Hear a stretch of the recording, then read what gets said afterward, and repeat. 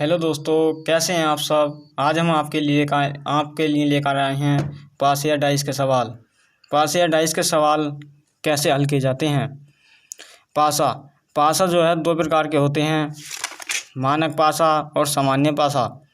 मानक पासा ऐसा पासा जिसकी कोई भी दो विपरीत फलकों या सतहों पर अंकित संख्याओं या बिंदुओं का योग 7 होता है, उसे मानक पासा कहते हैं। जैसे दो विपरीत फलकों का योग अगर 7 होता है तो उसे मानक पासा कहते हैं। जैसे यह पासा है, एक की विपरीत फलक 6 है, 4 की विपरीत फलक 3 है, 2 की विपरीत फलक 5 है। 1 और 6 + 7 यानी कि 1 और 6 की विपरीत फलकों का योग 7 होगा तो वह मानक पासा कहलाता है। जैसे 2 और 5 का योग 7 है, 3 और 4 का योग 7 है, तो यह मानक पासा है। इसकी दोनों समीपवर्ती फलकों का योग 7 नहीं है। जैसे 1 और 2 का योग करेंगे तो 3 बैठेगा, 7 नहीं, इसलिए है मानक पासा, सामान्य पासा नहीं। और सामान्य पासा ऐसे होता है, यह सामान्य पासा ऐसा पासा जिसकी कोई भी दो निकटवर्ती सतहों पर अंकित अंकों का योग 7 हो तब उस पासे को सामान्य पासा कहते हैं। जैसे यह पासा है तो इसकी निकटवर्ती सतहों का योग अगर 7 होगा तो वह सामान्य पासा कहलाएगा। सामान्य पासा यही पासा होता है जो हम लीडो में उपयोग करते हैं।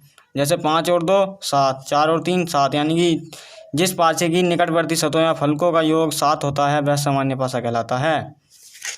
जैसे 5 और 2 7 दोनों निकटवर्ती सतहों का योग 7 होता है तो यह सामान्य पासा कहलाता है। जैसे प्रश्न है, नीचे एक पासे की स्थिति दी गई है, अंक 1 के विपरीत सतह पर कौन सा अंक होगा। जैसे यह पासा है तो अंक 1 की विपरीत सतह पर बूझ रहा है। पहले इस पासे की पहचान कर लीजिए कि यह पासा मानक पासा है कि सामान्य पासा। पहले इनकी निकटवर्ती सतहों का योग 7 करके देखिए। 4 और 1 5, 5 और 1 6, तो इनकी निकटवर्ती सतहों का योग 7 नहीं बैठ रहा, तो यह एक मानक पासा, सामान्य पासा नहीं। सामान्य पासा में दो निकटवर्ती सतहों का योग 7 होता है और मानक पासा में दो विपरीत फलकों का योग 7 होता है। तो ऐसे सवालों को करने के लिए हमसे पूछा किसका अंक 1 के विपरीत सतह पर कौन सा अंक होगा। अंक 1 के विपरीत सतह पर कौन सा अंक होगा। तो 1 की विपरीत सतह कौन सी है, यह नीचे वाली। तो जब यह मानक पासा है तो 1 + 6 बराबर कितना होगा 7, क्योंकि आमने सामने के विपरीत फलकों का योग 7 होता है। तब 1 के विपरीत फलक पर कौन सा अंक आ गया 6, तो यही इसका आंसर हो गया 6। और यह दूसरा सवाल है, प्रश्न नंबर 2, नीचे एक पासे की स्थिति दी हुई है, अंक 2 के विपरीत सतह पर कौन सा अंक होगा।